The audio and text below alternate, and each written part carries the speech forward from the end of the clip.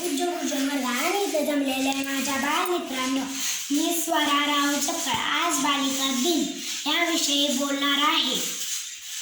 ते तुम्ही शांतपणे ऐकून घ्यावे अशी माझी नम्र विनंती. मी सावित्रीबाईंचा जन्म 1831 रोजी नायगाव सातारा येथे झाला. त्यांचे वडील गावचे पाटील होते. त्यांचं लग्न वयाच्या 9व्या वर्षी ज्योतिबा फुले यांच्याशी झाले. ज्योतिबांनी त्यांना घरीच शिक्षण दिले आणि समाजसेवा करण्याचे ठरवले आणि त्यांना खूप त्रास झाला. ज्योतिबा फुले सावित्रीबाई फुले देशाच्या पहिल्या स्त्री शिक्षिका झाल्या. आणि मित्रांनो, मला असं वाटतं की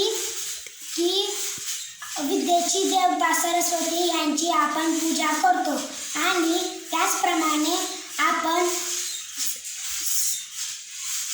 सावित्रीबाई फुले यांचीही पूजा केली पाहिजे, कारण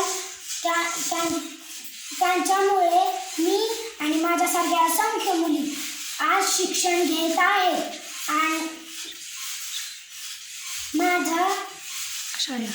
अशा या विद्याची देवत्याला माझा कोटी कोटी प्रणाम. जय हिंद, जय महाराष्ट्र.